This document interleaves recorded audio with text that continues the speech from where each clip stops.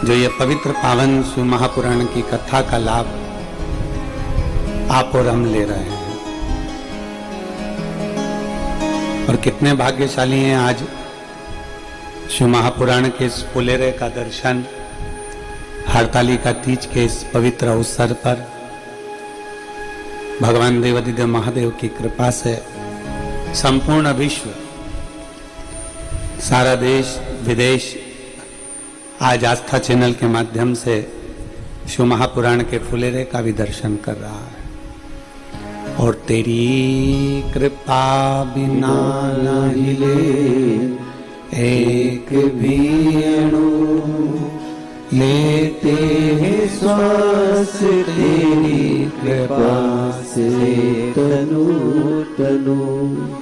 बखान क्या करूं मैं राखों के ढेर का, चपटी भगोत ने खजाना कुबेर का। हे गंगाधार मुक्ति द्वार ओमकार तू, भोले ओमकार तू। आयो शरण तिहारी शंभु तार तार तू। उसकी कृपा होती है, उसकी करुणा होती है, उसकी उदारता होती है, तो आप और हम सभी भगवान शंकर की विरल भक्ति को प्राप्त करते हैं। किसी रूप में ना जाने शिव कब करुणा करता है, कब उदारता करता है, कब दया करता है। और कैसी दया भगवान शंकर करते हैं, जिसके फल स्वरूप आप और हम भगवान शंकर की विरल भक्ति को प्राप्त करते हैं। मैं धन्यवाद दूंगा यादव परिवार को, जिन्होंने संकल्प 5 दिवसीय कथा का जो लिया वो पूर्ण करवाया है। और आज कथा का 4th दिवस चल रहा है। और भगवान शिव की उदारता से, भगवान शंकर की करुणा से, भगवान शंकर की दया से ही आप और हम सब ये पवित्र पावन कथा का लाभ ले रहे हैं। भगवान शंकर की कथा का रसतत्व ग्रहण कर रहे हैं। आज हरतालिका तीज है।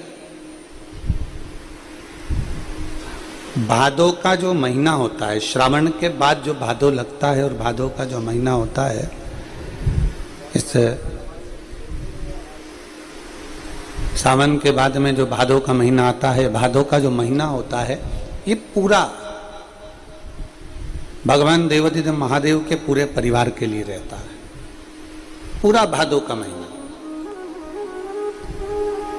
भगवान शंकर के पूरे परिवार के लिए ये भादो का महीना रहता है। आप देखिए, सावन में अपन दर्शन करते हैं, श्रावण महीने में अपन 1 लोटा जल देवादिदेव महादेव को समर्पित करते हैं।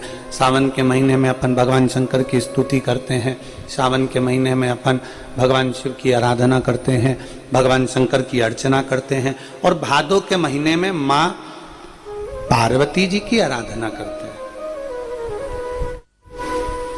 भादो के महीने में हम माँ पार्वती की आराधना कर रहे हैं, भगवान श्री गणेश जी महाराज की आराधना कर रहे हैं। तो सावन का महीना शिव जी का तो है, पर भादो का जो महीना है वो भगवान शंकर के पूरे परिवार का, पूरे परिवार का। शिव जी का संपूर्ण परिवार, भगवान देवादिदेव महादेव का पूरा परिवार भादो के महीने में पूजा जाता है। हरतालिका आई, देवऋषि नारद जी के कहने पर देवऋषि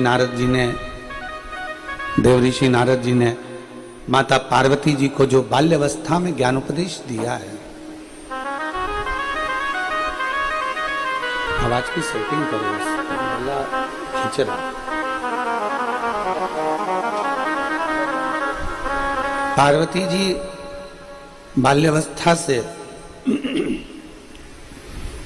जी बाल्यावस्था से भगवान शंकर की आराधना में देवऋषि नारद जी के कहने पर लगे। देवऋषि नारद जी के कहने पर माता पार्वती जी भगवान शंकर की आराधना कर रही है। भादों के महीने में स्वयं भगवान नारायण माता पार्वती जी जब 6 वर्ष की अवस्था में हैं और वन में अपनी सखियों के साथ में तब साधना करने के लिए जब विराजमान होती हैं, तब करते करते करते करते करते करते जब उन्हें शिव का दीदार नहीं होता, शंकर का दर्शन नहीं होता, तब माता पार्वती भगवान नारायण स्वयं आकर पार्थिव लिंग के पूजन का वर्णन करते।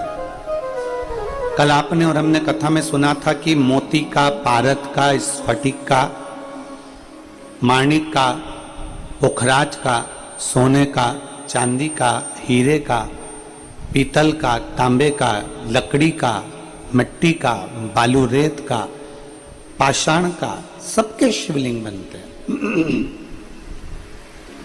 सबका शिवलिंग का निर्माण होता है और सभी शिवलिंग की पूजन भी होती है। सारे भगवान शंकर के शिवलिंग की आराधना भी होती है, भगवान शंकर के शिवलिंग की पूजन भी होती है। और ऐसा कोई शिवलिंग नहीं जिसका बल कम हो। कितना सुंदर एक बात कही गई है कि भीम ने युधिष्ठिर और अर्जुन का संकल्प पूरा करने के लिए लकड़ी एक वृक्ष को काट दिया था और नीचे की जड़ को ऐसा गोल बना दिया था शिवलिंग की आकृति का। और शिवलिंग की आकृति का गोल बनाकर भीम और अर्जुन से कह दिया कि तुम्हारा नियम है ना रोज जल चढ़ाकर भोजन करने का, ये देखो ये शिवलिंग है, पूजन करो और जल चढ़ाओ और भोजन करो। अब उन्होंने जल चढ़ाया और जल चढ़ाकर उन्होंने भोजन करा। जैसे ही भोजन करा तो भीम ठाका लगाकर हंसे। भीम ने कहा कि मैंने तुमको पागल बना दिया, मैंने तुमको बेवकूफ बना दिया। मैंने पेड़ को काट दिया, जड़ को मैंने शंकर की शिवलिंग की आकृति दे दी और मैंने शंकर की शिवलिंग की आकृति देकर मैंने शंकर की शिवलिंग की आकृति देकर मैंने तुमसे उस पर जल चढ़वा दिया। मैंने जल चढ़वा दिया और जब मैंने जल चढ़वाया, जब मैंने तुमसे जल चढ़वाया और तुमने जल चढ़ाकर भोजन भी ग्रहण कर लिया। जल चढ़ाया मेरे कहने पर, वो भोजन भी ग्रहण कर लिया। अब कई माताएं ऐसी हैं, कई भाई ऐसे हैं, कई बहनें ऐसी हैं जो शिव महापुराण की कथा को सुन सुनकर मंदिर जाती हैं। कहीं कहीं मंदिर में पाषाण के शिवलिंग होता है, कहीं कहीं बालू रेत का बना होता है, कोई शिवलिंग पारद का होता है, कोई शिवलिंग स्फटिक का होता है, जो उनके मर्जी में हो। उनको नहीं मालूम, वो तो बस इतना जानती है कि हम भोले के और भोले हमारे।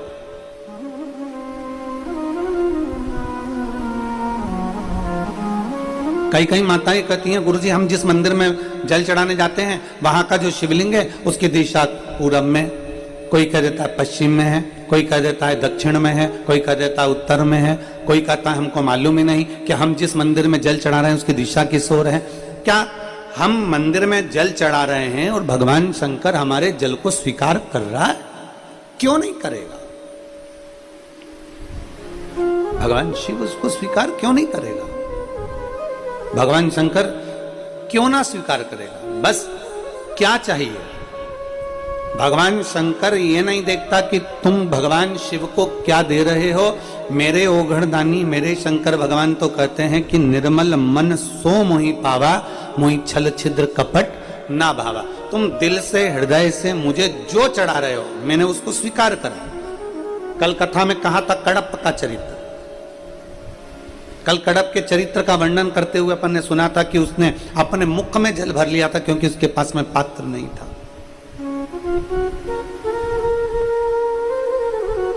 उसने अपने हाथ में थोड़ा सा मांस ले लिया, कोई जीव को मार दिया, उसका मांस हाथ में लेकर भगवान के पास पहुंच गया। वो नहीं जानता था, थोड़े से बेलपत्र की जगह पर उसने पत्तियां तोड़ ली और भगवान के मंदिर पहुंच गया। तो क्या शिव नहीं मिले? शिव महापुराण में कड़प का चरित्र आता है, उस भील का चरित्र आता है, कड़प का चरित्र आता है और भगवान की कथा कहती है कि कड़प के लिए भगवान स्वयं सम्मुख में प्रकट हो गए क्योंकि उसकी भक्ति इतनी प्रबल हो गई थी कि उसने अपना एक नेत्र निकालकर भगवान शंकर के शिवलिंग को दे दिया। उसकी इतनी भक्ति प्रबल हो गई। जब व्यक्ति का विश्वास, जब व्यक्ति की दृढ़ता जब व्यक्ति का भरोसा पक्का होता है तो शंकर उसे स्वीकार करते ही हैं। जैसे आज यादव परिवार ने भले प्रशासन कह दिया कि कथा बंद कर दो, कथा विराम दे दो, और कथा विराम वहां पर हो गई होगी पंडाल में, पर कथा तो कथा है। पर आपका भरोसा जब मैं धन्यवाद दूंगा यहाँ पूरे परिवार को, मुकुल जी को, हर्ष जी को, वर्धन जी को, लक्ष्य जी को, सबको साधुवाद देता हूं मैं कि आपका लक्ष्य जो पूर्ण करा आपने जो विचार कर लिया कि हमारा भरोसा दृढ़ है हमारे शिव के प्रति, हमारा विश्वास दृढ़ है शंकर के प्रति, तो शंकर ने उसको पूर्ण करने का जब आपने भरोसा रख लिया, विश्वास रख लिया, तो मेरे ओघड़दानी आज चतुर्थ दिवस की कथा में पहुंच गए और कल की कथा 5वें दिवस में पहुंच जाएगी।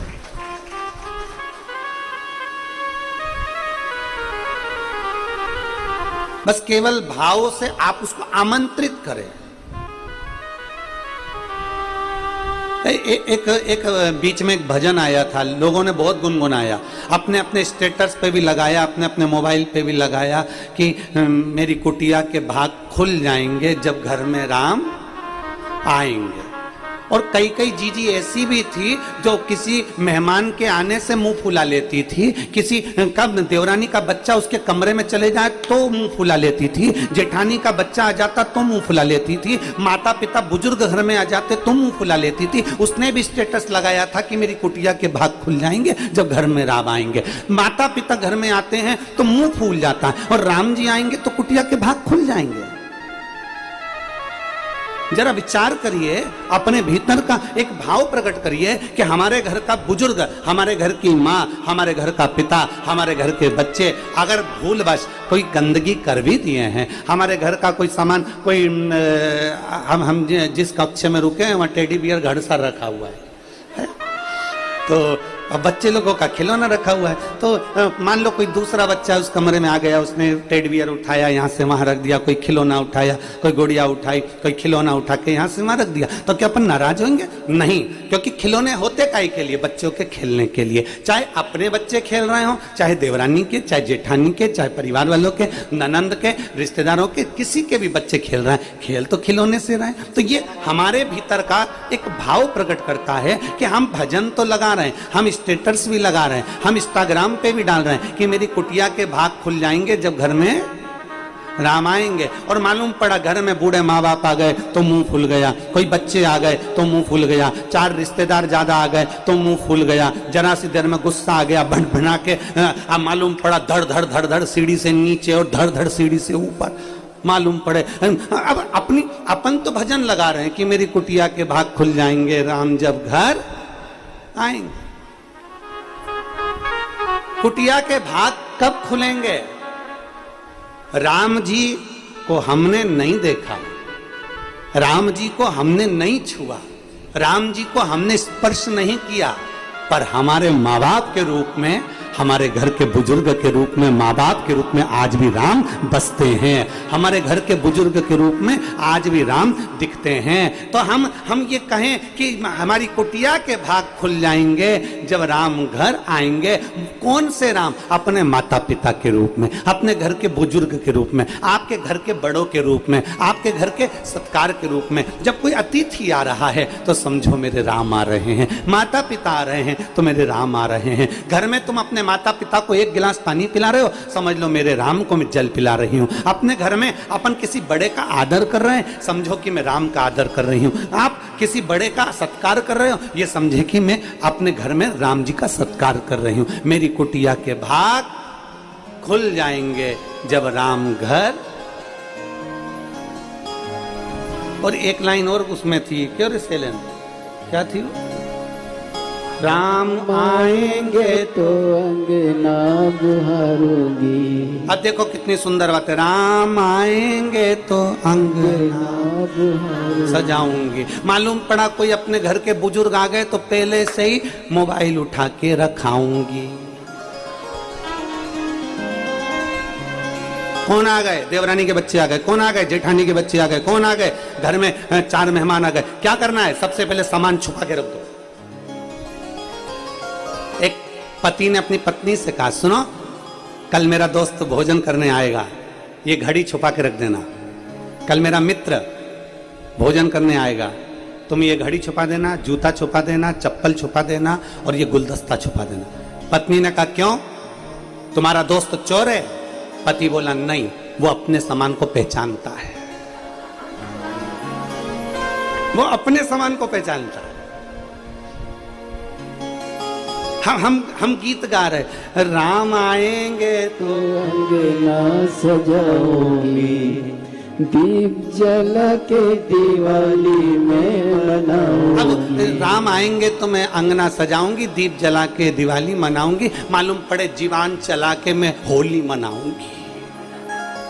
अब आप किसको, पहले तो राम कौन? राम मेरे माता, राम मेरे पिता, राम मेरे घर के बच्चे, राम मेरे घर के बुजुर्ग, राम मेरे घर का इष्ट, राम मेरे घर का आदरणीय, राम मेरे घर का अतिथि। आज महाराष्ट्र में लोग कहते हैं अतिथि देवो भव, अर्थात हमारे घर में अगर अतिथि आया है, हमारे घर में कोई गुरु आ गया, हमारे महाराष्ट्र में कहते हैं अगर गुरु घर में आ जावे, कोई अतिथि घर में आ जावे, समझ लो दीपावली आ गई, स्वयं दिवाली हमारे घर में आ गई, खूब त्योहार हमारे घर में हो गया, खूब लड्डू बन रहा, पेड़ा बन रहा। सुबह सुबह हमारी माता जी और बहुएं मिलके रोटी को चूर के उसमें घी शक्कर मिला के इतना बड़ा लड्डू बनाकर और हमारे विकास महाराज जी को दे दी और ऊपर कहा कल ने जाओ गुरु जी को दे देना।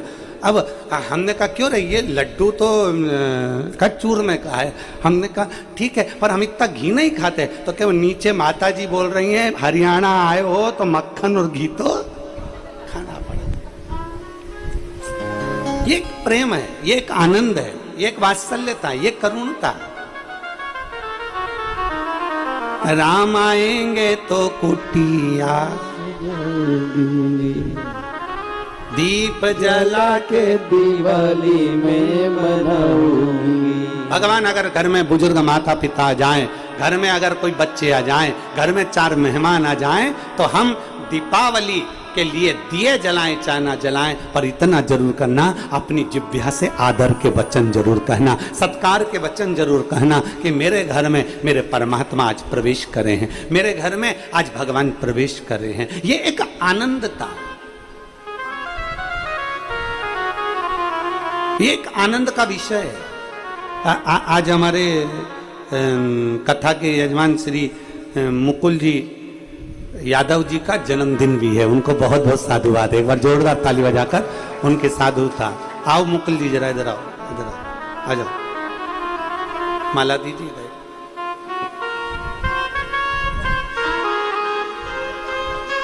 इधर जाओ,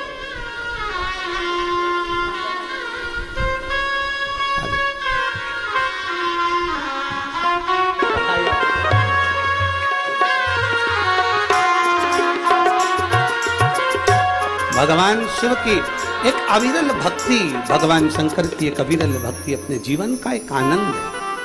आप जितना भगवान की अलमस्तता में आप कहो हमारे घर में राम आए, राम मतलब हमारे घर में माता पिता आते रहें। आप कहो हमारे घर में राम आए मतलब हमारे घर में छोटे छोटे बच्चे, चाहे देवरानी के हों, जेठानी के हों, ननन के हों, हमारे घर में छोटे बच्चों का आगमन होता रहे। हमारे घर में राम आए तो ये कहो कि हमारे घर में अतिथि आते रहें। हाँ, भगवान हमारे घर में राम आए तो भगवान से प्रार्थना करो हमारे बेटी दामाद भी हमारे घर आते रहें। हमारे घर में राम आए तो कहो हमारे बुआ फूफा भी हमारे घर में आते रहें। इनके आने से हमारे घर की शोभा है।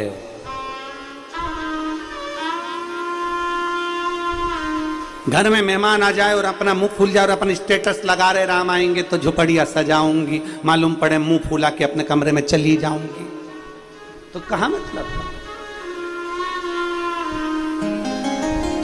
एक भाव अपने भीतर प्रकट करे।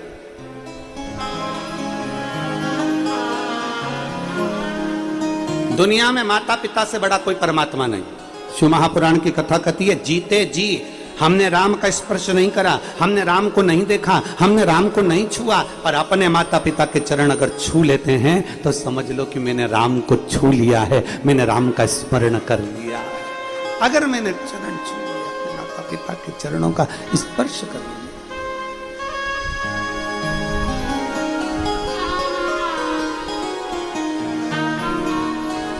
शिव पुराण कह रही है, भगवान शंकर का चरित्र कह रहा है, भगवान शंकर का संवाद कह रहा है।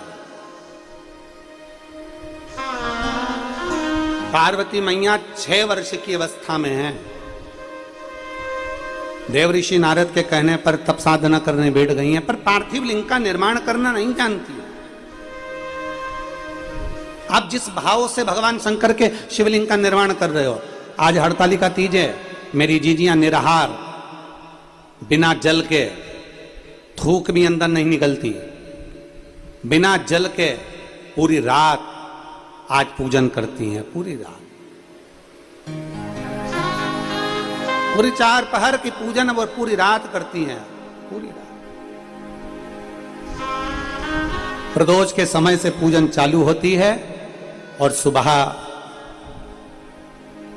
तक ये पूजन का क्रम उनका चलता रहता है। प्रदोष के समय से अभी सब मेरी जीजियां, जे सारी बहनें, सारी बेटियां, मैं भारत की सभी माताओं को, मैं भारत की सभी बेटियों को, मैं भारत की सभी नारियों को हरतालिका तीज की मेरी जीजियों को बहुत बहुत बधाई देता हूं। आप सभी का सौभाग्य अखंड हो और मेरी बेटियां, मेरे बेटे सब आनंद में रहें। संपूर्ण विश्व का कल्याण, संपूर्ण विश्व का। और सबसे निवेदन जरूर करूंगा, आप व्रत करते हो ना करते हो, आप पूजन करते हो ना करते हो, आप उपास करते हो ना करते हो, पर भारत भूमि की अगर माताएं फुलेरे का दर्शन जरूर करें। आपके नजदीक में किसी के घर में फुलेरा बंधा हो तो से विनती कर कर जाएं, हमको फुलेरे का दर्शन करना है। अगर मंदिर में फुलेरा बंधा है तो वहां जाकर दर्शन करें, पर 5 जगह पर, 7 जगह पर फुलेरे का दर्शन अवश्य करें और बाबा से विनती भी अवश्य करें, बाबा मैंने तेरे ही भरोसे, बाबा तेरे ही भरोसे हवा बिच उड़ती जावांगी, बाबा टोर तो छड़ी ना में कटी जावांगी। प्रति आज का दिन आपके जीवन का एक आनंदमय दिन होना चाहिए। सावन के महीने में केवल शिव जी की आराधना होती है, श्रावण के महीने में केवल शंकर जी की आराधना होती है, पर भादो के महीने में शंकर भगवान, पार्वती मैया, गणेश जी, सदानंद कार्तिकेय जी, अशोक सुंदरी, भगवान शंकर की 5 बेटियां जया, विषहरा, शामली बारी, दौतली, देव, ये सब प्रसन्न होती है। ये फुलेरे में जो मालाएं लगती हैं, ये फुलेरे में जो फूल की मालाएं लटकाई जाती है, ये भगवान शंकर की बेटियों के भाव से, भगवान शंकर के एक परिवार की उन्नति के भाव से। फुलेरे का मतलब होता है कि खूब फलो फूलो, खूब फलो फूलो।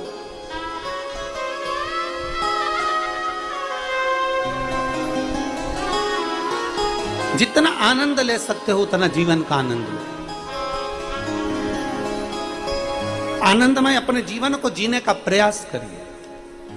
हम आधे से ज्यादा चिंता में पड़कर अपने जीवन के आनंद को खो बैठते हैं, अपने जीवन के आनंद को खो बैठते हैं। एक लड़के ने भरी सभा में चिल्लाकर कह दिया, मैं कुतुब मीनार को सिर पे रखकर मुंबई लेकर जा सकता हूं। किसको? जम के बोलो जरा। कुतुब मीनार। मैं कुतुब मीनार को सिर पर रखकर मुंबई लेकर जा सकता हूं दिल्ली से। मीडिया के पास बात पहुंच गई, पूरे विश्व में खबर पहुंच गई और मीडिया वाले उस लड़के के पास पहुंच गए कि तुमने संकल्प लिया है, तुम कह रहे हो, तुमने वचन दिया कि मैं कुतुब मीनार को सिर पर रखकर मुंबई तक लेकर जाऊंगा। क्या यह सच है? सत्य है? मीडिया वालों ने पूछा तो लड़के ने कहा बिल्कुल सत्य है, बस उठाकर कोई को सिर पे रखना पड़ेगा। बिल्कुल सत्य है, पर कोई उठाकर मेरे सिर पर रखे तो मैं लेकर चले जाऊं। मीडिया वालों ने कहा ये तो पागल बना दिया, वापिस चलो, वापिस चलो। शिव पुराण कह रही है हमें शिव मिल सकता है, हमें शंकर मिल सकता है। दुनिया के लोग कहते हैं क्या जल चढ़ाने से शंकर मिल सकता है? क्या शंकर जी को बेलपत्र चढ़ाने से शिव जी मिल सकते हैं? अब दुनिया के लोगों को शिव महापुराण के पहले, जो शिव महापुराण की कथा पहले नहीं सुनी थी, तो लोग हरतालिका तीज के फुलेरे का महत्व नहीं जानते थे, लोग फुलेरे का वर्णन नहीं जानते थे, फुलेरा दूज का मतलब नहीं जानते थे। दुनिया के लोग भगवान शंकर की हरतालिका तीज के फुलेरे के महत्व को नहीं जानते थे, मंदिर के अंदर भी फुलेरे नहीं बनते थे। पर जब से दुनिया के लोगों ने शिव महापुराण की कथा को अपने हृदय से लगाया है, दुनिया के लोगों ने शिव महापुराण की कथा को सुनना प्रारंभ किया, तब से इस फुलेरे का महत्व दुनिया के लोगों को मालूम पड़ा कि इस फुलेरे का महत्व क्या है, इसकी छत्र छाया का महत्व क्या है।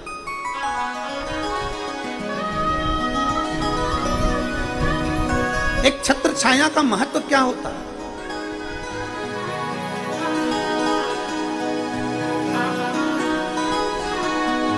आप लोगों में से किसी ने श्रीमद् भागवत सुनी है? बोलो बोलो, जम के बोलो जरा, सुनी है? भागवत जी में एक प्रसंग आता है वामन भगवान को, एक हाथ में छत्र, दूसरे हाथ में कमंडल, भिक्षा मांगने के लिए राजा बलि के दरवाजे पर पहुंच जाते हैं। राजन भिक्षाम देई, राजन भिक्षाम देई।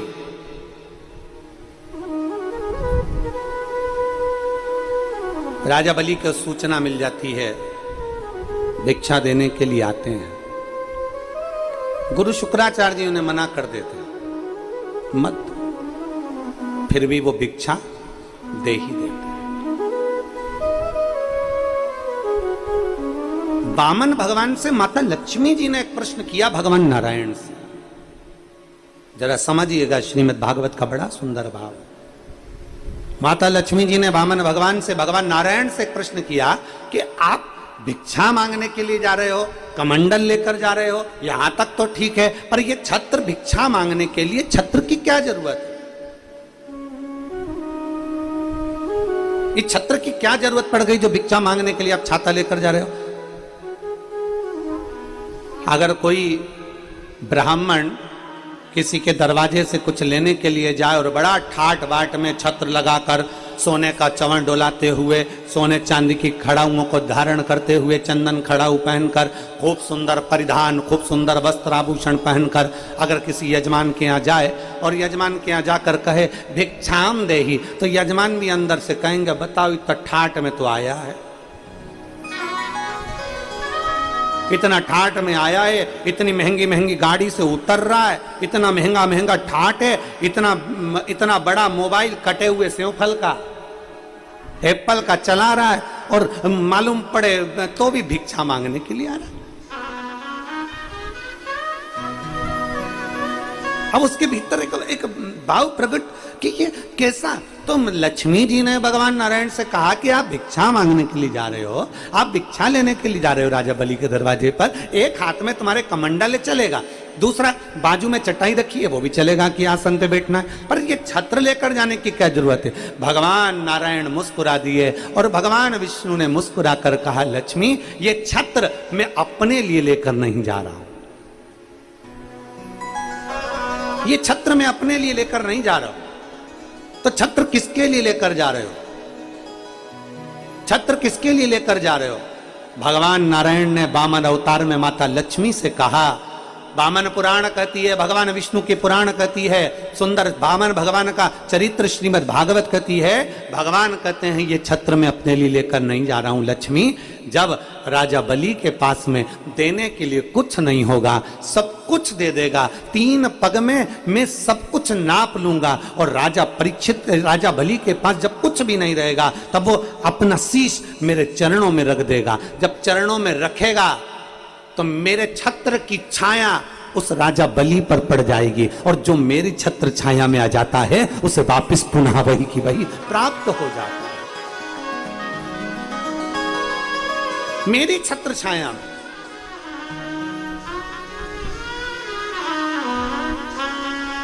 भगवान गिरि गोवर्धन नाथ जी की परिक्रमा करने के लिए दुनिया के लोग जाते हैं। मेरे कांतानाथ जी की परिक्रमा करने के लिए लोग चित्रकूट जाते हैं, कामदगिरी बाबा की। द्रोणार्थ की परिक्रमा करने के लिए स्वयं काशी में जाते हैं, 5 कोस। भगवान जब हम परिक्रमा करने के लिए जाते हैं तो हमारे मन में यह भाव आता है कि राज्य की परिक्रमा क्यों, गोवर्धन नाथ जी की परिक्रमा क्यों, पूरा भारत का व्यक्ति गिरिराज बाबा की परिक्रमा करने के लिए जाता है, क्यों? तो क्योंकि वो भगवान कृष्ण ने अपनी उंगली पर धारण करा, छत्र बनाकर धारण करा, और सारे ब्रजवासियों से, सारे जीवों से कह दिया कि तुम इसकी छाया में आ जाओ। जब तुम इसकी छाया में आ जाओगे तो मेरी छत्र छाया में आ जाओगे, और मेरी छत्र छाया में आ गए तो तुम्हें सब कुछ प्राप्त हो जाएगा। हम क्यों कहते हैं कि शिवालय जाइए, फुलेरे का दर्शन करिए, एक लोटा जल चढ़ाइए, भगवान शंकर का गुणगान करिए, शिवालय जाओ। हम क्यों कहते हैं? मंदिर अपने क्या घर में नहीं है? क्या घर में शंकर नहीं है? क्या घर में शिवलिंग नहीं है? पर फिर भी हम कहते हैं कि मंदिर जरूर जाओ। घर में शिवलिंग है, घर में आराधना कर रहे हो, घर में पूजन कर रहे हो, पर मंदिर जरूर जाओ। क्यों जाओ मंदिर? क्या घर में शंकर जी नहीं है? क्या घर में शिवलिंग नहीं है? हमारे सोसाइटी के मंदिर में क्यों जाएं हम? वो तो अभी विराजमान हुआ, 2 साल पहले ही मंदिर बना, 3 साल पहले ही मंदिर बना। भले कुछ भी हो, पर मंदिर तक जाओ। तेरे मंदिर में आना मेरा काम है, और मेरी बिगड़ी बनाना तेरा काम है। हम तेरी चौखट तक आ ही गए, मुझे दर्श दिखाना तेरा काम। हम जाएं उसकी चौखट तक, हम पहुंचे उसके दरवाजे तक।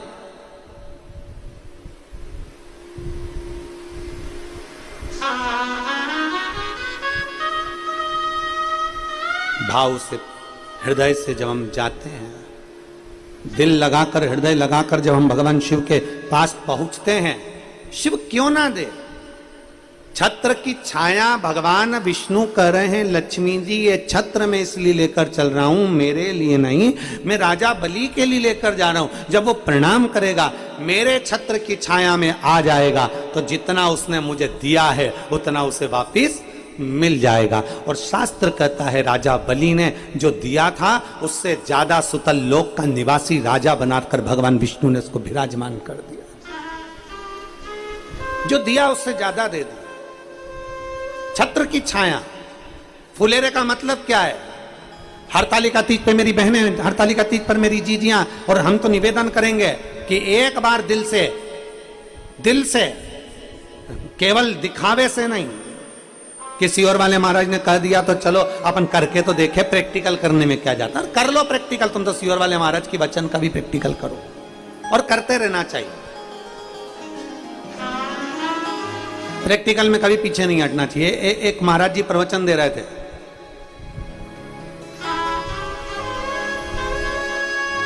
प्रवचन देते देते उन्होंने कह दिया मदिरा नहीं पीना चाहिए, शराब नहीं पीना चाहिए। शराब पीने वाला व्यक्ति गटर में पड़ा होता है, नाली में पड़ा होता है। महाराज का पहचान वाला बैठा था, उठ के खड़ा हो गया, चिल्लाकर बोला, ओ महाराज इतना बड़ा बड़ा प्रवचन दे रहा, तेरा सग्गा भाई पी के तो गटर में पड़ा। तो इतना बड़ा बड़ा प्रवचन दे रहा है, तेरा सग्गा भाई पी के नाली में पड़ा, तो हमको ज्ञान दे रहा है, अपने भाई को क्यों नहीं देता? महाराज जी को क्रोध नहीं आया, मुस्कुरा कर बोले, भैया देखो मैं भी प्रवचन दे रहा हूं, मेरा भाई भी प्रवचन दे रहा है, मैं मुंह से समझा रहा हूं, मेरा भाई प्रैक्टिकल करके दिखा रहा है। अब मर्जी तुम्हारी है कि तुम समझोगे कैसे, मन तुम्हारा है, तुम उसको धारण करोगे कैसे, तुम अपनी चित्तवृत्ति में कैसे उतारोगे, ये तुम्हारे ऊपर। कई लोग कहते हैं हम एक बार करके तो देखे, आखिर सियोर वाला महाराज बोला है तो करके तो देखे। हम कहे कैसे भी जाओ, तुम जाओ तो सही, जब उसकी छत्र छाया में उसके फुलेरे का दर्शन करने के लिए जाओगे, उसके पुष्प का दर्शन करने के लिए जाओगे, तो हरतालिका तीज के दिन हम कहें भादो, सावन का महीना केवल शिव का है, भादो का महीना मेरे शंकर के पूरे परिवार का है। जब हरतालिका तीज का फुलेरा बनता है, उसके दूसरे दिन गणेश जी आ जाते हैं, गणेश जी के बाद रिद्धि सिद्धि आ जाती है, रिद्धि सिद्धि के बाद स्वयं षडानंद कार्तिक आ जाते हैं, षडानंद कार्तिक के बाद में नारायण लक्ष्मी को लेकर दिवाली के टाइम आ जाते हैं। ऐसा शरद पूर्णिमा की चंद्रमा आ जाती है, अमृत तत्व बरसने लगता है। हरतालिका तीज के बाद त्योहार क्यों चालू होते हैं? भादो की हरतालिका तीज के बाद में, हस्त नक्षत्र के बाद ये त्योहार क्यों चालू होते हैं? क्योंकि भादो के महीने में जो फुलेरे का दर्शन कर लेता है तो उसके घर में बुद्धि के देव गणेश, उसके घर में रिद्धि सिद्धि, उसके घर में लक्ष्मी नारायण, उसके घर में स्वयं देवता सब आकर विराजमान होना चालू हो जाते हैं। ये फुलेरे का महत्व है। बस दिल से बांधो, दिल से प्रार्थना करो, दिल से निवेदन करो। अरे कोई जाए जो काशी में मेरा पेगा ले जा, कोई जाए जो काशी में मेरा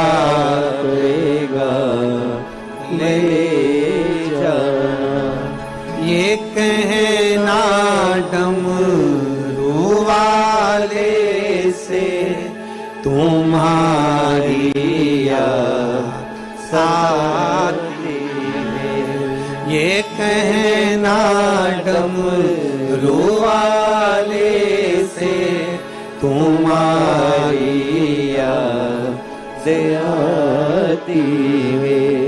मैं खुद तो आ नहीं सकता, मेरा प्रणाम ले जाना। कोई जाए जो काशी में मेरा पैगाम ले जाना। ये कहना काशी वाले से, ये कहना सीहोर वाले से तुम्हारी याद आती है। ये कहना काशी वाले से तुम्हारी याद आती है। देखो लगन हो। आज हमको कोई ने एक वीडियो भेजा था आशीष के मोबाइल पर, एक बूढ़ी माता जी का। आप लोगों ने देखा है कि नहीं देखा वो हमको नहीं। हरियाणा की पंडाल में पहुंची थी कथा सुनने के लिए, और पंडाल में हम नहीं पहुंचे है? और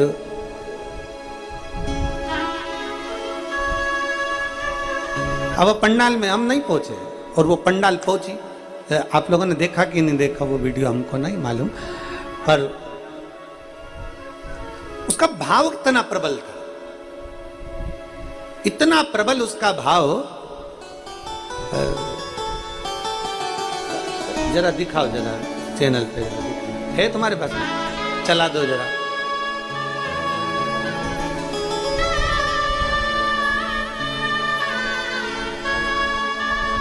हरियाणा की है और यहीं गुरुग्राम की है, और बेचारी वो गुरुग्राम के पास में से कहीं से आई, और उसका भाव देखिए, उसकी भाव की शुद्धता देखिए, उसके भाव की निर्मलता देखिए। जरा विचार करिए उसके भाव का। और इतना ना जाने काय पे खड़ी है वो, पाइप माइप पर, वो डंडे पर चिल्ला चिल्ला के किसी ने भेजा आशीष को, आशीष ने हमको दिखाया भाव। अरे कोई जाए जो काशी में मेरा पैगाम ले जाना। कोई जाए जो काशी में मेरा पैगाम ले जाना। ये कहना काशी वाले से तुम्हारी याद आती है। ये कहना सीहोर वाले से तुम्हारी याद आती है। मैं खुद तो आ नहीं सकती, मेरा पैगाम ले जाना। मैं खुद तो आ नहीं सकता, मेरा पैगाम ले जाना। कोई जाए जो काशी में मेरा पैगाम ले जाना। एक भाव अपने भीतर प्रकट करिए, एक भाव की निर्मलता अपने भीतर प्रकट करिए, और जब एक भाव हमारे भीतर प्रकट हो जाएगा तो शिव तत्व क्यों ना मिलेगा, शंकर क्यों ना मिलेगा।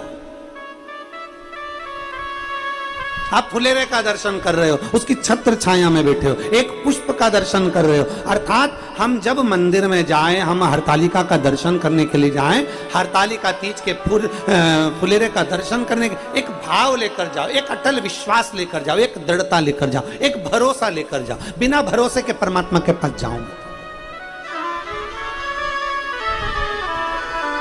मानो तो मैं गंगा मां हूं, ना मानो तो बहता पानी। आप मानोगे तो गंगा है ना, आप मानोगे नहीं तो फिर वो गंगा कहां असर करेंगी महाराज, बहता हुआ पानी। आपके ऊपर निर्भर करता है कि हम शिव को कैसे प्राप्त कर सकते हैं। आपके ऊपर निर्भर करता है हम शंकर को कैसे प्राप्त कर सकते हैं। 6 वर्ष की अवस्था है माता पार्वती जी की, बाल्यावस्था, छोटी सी अवस्था, नहीं जानती पार्थिव लिंग का निर्माण कैसे करना है, ये उनको नहीं आता।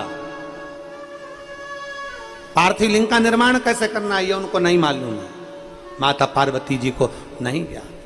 वो तो अपने देव ऋषि नारद के कहने पर बस केवल तप साधना में लगी हुई हैं, अपनी तप साधना में।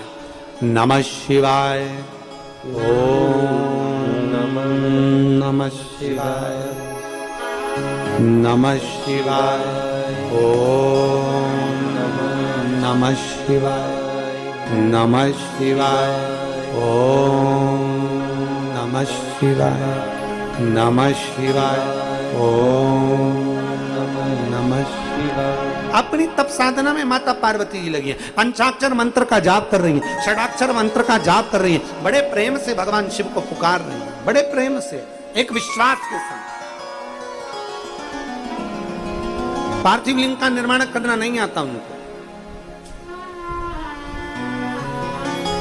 और जब भरोसे के साथ, जब विश्वास के साथ भगवान शंकर के पार्थिव शिवलिंग का पूजन करने की एक भाव हमारे भीतर प्रकट होता है, पार्थिव लिंग के निर्माण का। जितनी हरतालिका तीज का पूजन करने वाली मेरी जीजियां हैं, उनसे निवेदन है, जब पार्थिव शिवलिंग आप घर में बनाएंगे हरतालिका तीज के पूजन के लिए, प्रदोष काल से आप पूजन करना प्रारंभ करते हो, दूसरे दिन तक प्रातः तक आपकी पूजन चलती रहती है, ब्रह्म मुहूर्त तक। तो जब आप पूजन करने के लिए पार्थिव लिंग का निर्माण करते हैं, जिनके यहाँ पर पूजन होती है वो, तो दिल से बाबा से प्रार्थना कर कर शिवलिंग बनाइए, दिल से माता पार्वती का निर्माण करिए, दिल से आप बाबा का, गणेश जी का निर्माण कर, दिल से आप उसका पूजन करिए, दिल से। किनको लेकर गई थी माता पार्वती जी? हरतालिका तीज का कथा कहती है, जब पार्वती जी अपने घर से गई थी, भगवान विष्णु के साथ देवऋषि नारद ने हिमालय राज जी को कहकर कह दिया था कि पार्वती का विवाह नारायण के साथ कर दो। पार्वती को जैसे ही मालूम पड़ा, पार्वती जी अपना घर छोड़कर चली गई। अपनी 2 सहेलियां थी साथ में, 2 सखी,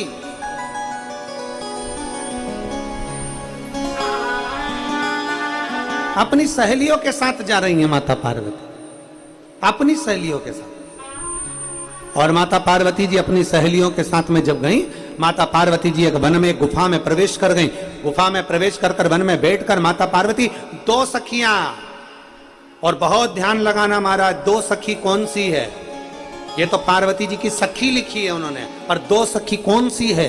एक अपना मन,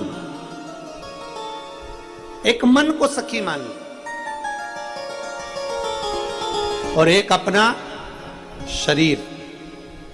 ये 2 चीज ऐसी है, कभी कभी ऐसा होता है कि शरीर तीर्थ तक पहुंच जाता है, 200-500 1000 रुपए खर्च कर कर तीर्थ तक चले गए, और मालूम पड़े वहां तुम्हारा मन ना लगे तो फिर तीर्थ किस काम का? सखी 2, कभी भी तीर्थ करने जाओ, गंगा नहाने जाओ, मंदिर दर्शन करने जाओ, भगवान शंकर के फुलेरे का दर्शन करने जाओ, हरतालिका का दर्शन करने जाओ, चाहे तुम भगवान शंकर में, शंकर के मंदिर में एक लोटा जल चढ़ाने जाओ, तुम्हारा दिल करे तुम मंदिर में जाओ, पर निवेदन इतना है कि उसके साथ जाना जिसका दिल शंकर में लगता है। मालूम पड़े मोटरसाइकिल पे मम्मी ने कहा कि बेटा मुझे शंकर जी के मंदिर ले चल, और मोटरसाइकिल की जो भट भट चालू हुई उतनी देर में उसका मुंह चालू हुआ, क्या मम्मी क्या ढोंग में लगी हो, क्यों सीवर वाले के चक्कर में पड़ी हो, क्यों तू पागल हो गई। अपनी पत्नी को भी फिर वो ज्ञान देता रहता है 24, क्यों जा रही है, पागल है क्या, मूर्ख है क्या, ये फुलेरे के दर्शन से कुछ होता है क्या, चल मैं फूल वाले के घर ले चलता हूं, वहां पर बहुत सारी माला टंगी होगी तो उसी को देख ले।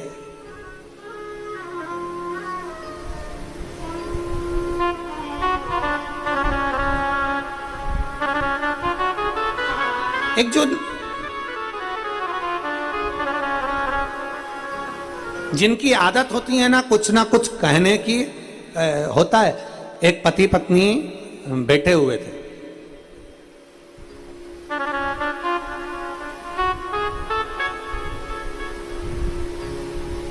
पति सुबह की चाय पी रहा था,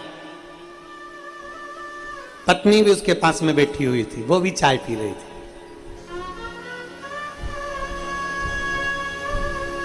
ये सुबह का वो मुहूर्त है जिस समय पर लड़ाई की शुरुआत होती है। पति भी चाय पी रहा है, पत्नी भी चाय पी रही है। अब पति जो है वो बड़ा तर्क करने वाला था, पर पत्नी तर्क करने वाली नहीं थी। पत्नी तो बिल्कुल भगवान की भक्ति करने वाली थी, वो हर चीज में अच्छा देखती थी और पति हर चीज में बुरा देखता था।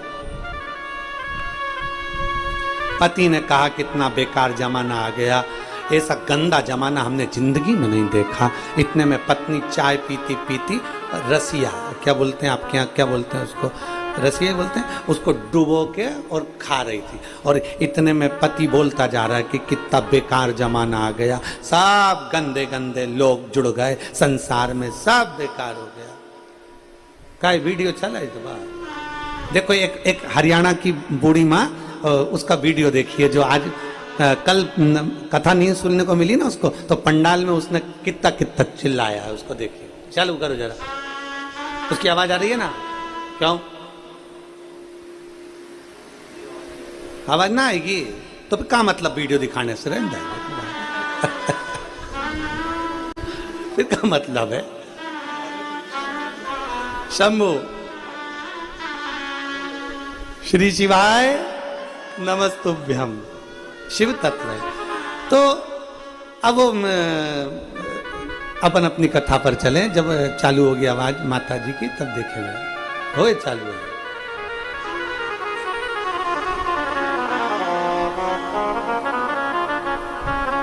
अब पत्नी वो रसिया डुबा डुबा के उसको खा रही थी, है?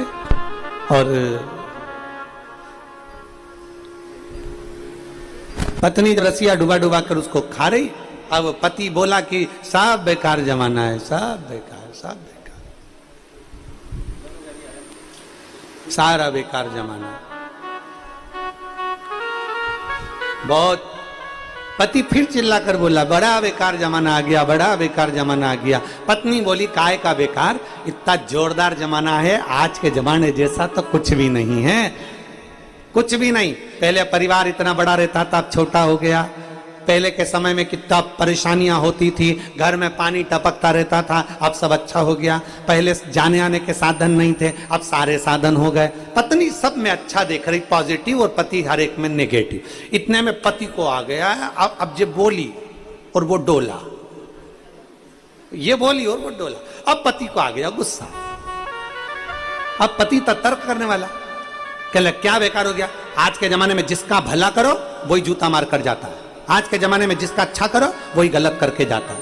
पत्नी ने कहा ऐसा नहीं होता, सब अच्छा होता है, अपने भाग्य से होता है। इतने में पति ने कहा देख, अब पति ब्रेड पे मक्खन लगा रहा था खाने के लिए। अब मक्खन लगाते लगाते लगाते पत्नी से बोला देख, जितना अच्छा करो ना आज के जमाने में उतना बुरा होता है। देख मैंने इस ब्रेड में मक्खन लगाया है ना, अगर ये ब्रेड नीचे गिरी ना तो मक्खन के बल पे गिरे। मतलब अपन तो अच्छा कर रहा है, मक्खन लगाया, उसके बाद ब्रेड गिरेगी तो मक्खन के बल पे गिरेगी।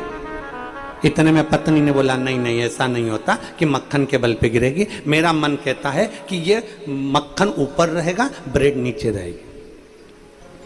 देखो बूढ़ी माँ ने जो क्या है,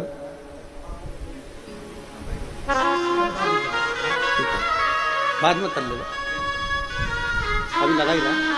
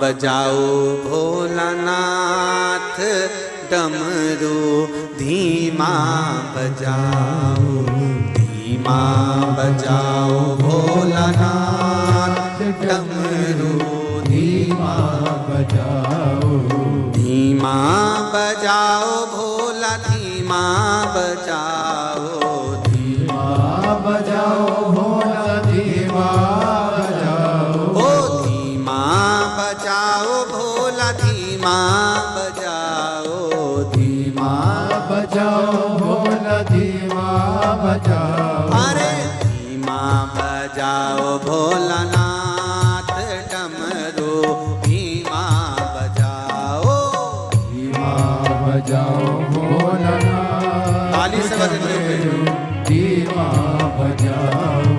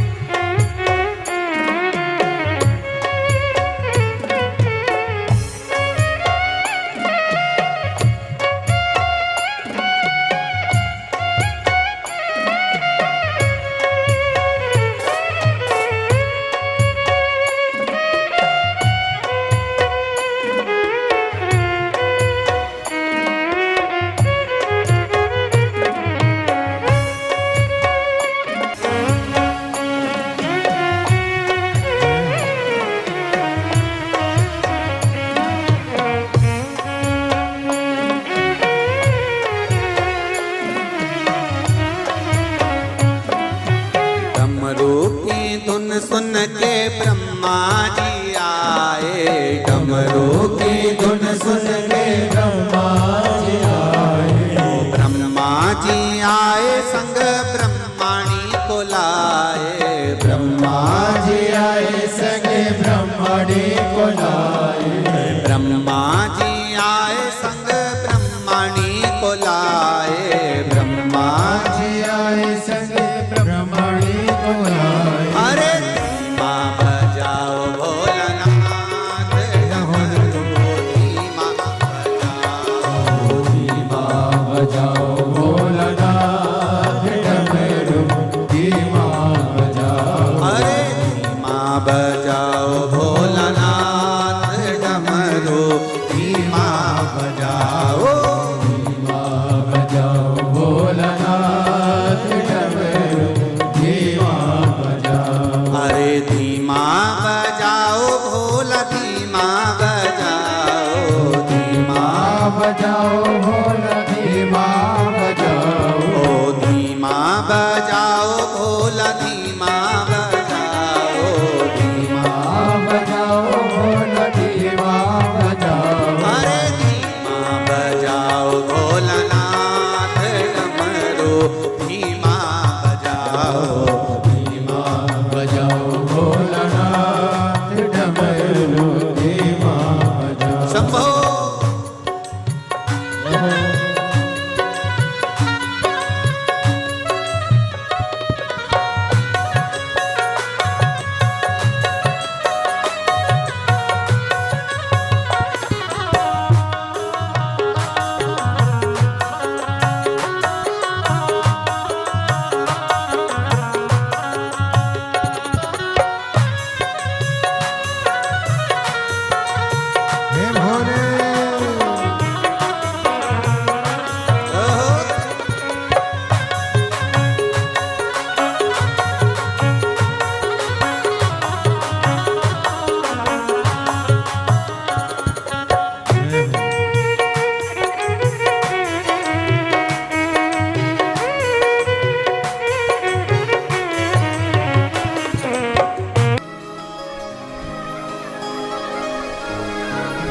मां, जितना हक पुरुष का परमात्मा पर है, उतना हक माता का स्त्री का भी परमात्मा पर है। मां, पुरुष को तो बाहर वन तीर्थ में जाकर भगवान का भजन करना पड़ता है, तब भगवान मिलता है, पर स्त्री घर में रोटी बनाते बनाते भगवान को प्राप्त कर सकती है। ये स्त्री में गुण होता है। नारी का सबसे बड़ा फल यही है कि उसको कहीं जाना नहीं पड़ता। कोई तुमसे कह दे कि तुम सन्यासन बन जाओ, मत बनो, कह देना सियोर वाला महाराज मना करा है। तो कोई तुमसे कहे कि तुम तपस्विनी बन जाओ, तुम संत बन जाओ, मना कर देना सियोर वाले महाराज ने मना करा है। हमें भगवान ने स्त्री बनाकर भेजा है। मीरा घर में रहकर जहर का प्याला पीकर भी गिरधर को प्राप्त कर सकती है। कर्मा अपने खिचड़ी बनाकर भी भगवान को खिला सकती है। स्वयं रामकृष्ण परमहंस जी की धर्मपत्नी मां शारदा भगवान मां जगत जननी को प्रकट कर सकती है। तो तुम्हें भी कह देना चाहिए कि घर में रहकर जब मीरा ने भगवान को पा लिया, घर में रहकर जब कर्मा ने परमात्मा को पा लिया, घर में रहकर ओरछा की रानी ने जब परमात्मा को प्राप्त कर लिया, घर में रहकर जब जीजाबाई शंकर को प्राप्त कर लेती है, घर में रहकर जब अहिल्याबाई शिव को प्राप्त कर लेती है, घर में रहकर पार्वती जी शंकर को प्राप्त कर लेती हैं, घर में रहकर माता लक्ष्मी नारायण को प्राप्त कर लेती हैं, तो मैं अपना घर छोड़कर ना सन्यासन बनूं ना साधु बनूं, मैं ना तपस्वी बनूं, मैं तो केवल अच्छे घर में रहकर अपने माँ बाप की सेवा कर कर बच्चों को पालते हुए भगवान का गुणगान करते हुए आगे बढ़ूंगी और मुझे मेरा शंकर मिल जाएगा। इसमें मेरा विश्वास है। कोई तुमसे कह दे तुम संत बन जाओ, साधु बन जाओ, सन्यास, ना ना ना ना, हमें नहीं बनना, कुछ नहीं बनना, अपने को तो शंकर के भक्त बनना। श्री शिवाय नमस्तुभ्यम। अपने को कहीं नहीं जाना, अपने को कहीं नहीं पहुंचना, केवल शंकर के मंदिर में जाना है, एक लोटा जल चढ़ाना है, और वो मंदिर भी कहीं दूर नहीं, अपने घर के पास में जो मंदिर हो वहां चले जाओ।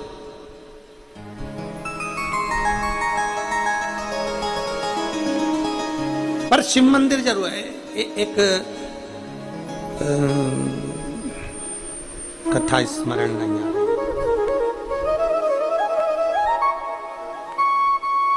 अलवर राजस्थान में कथा थी।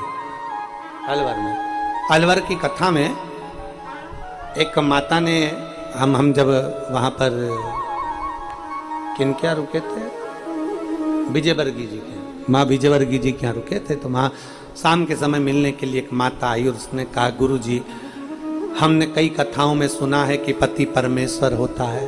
हमने कहा बिल्कुल सही है।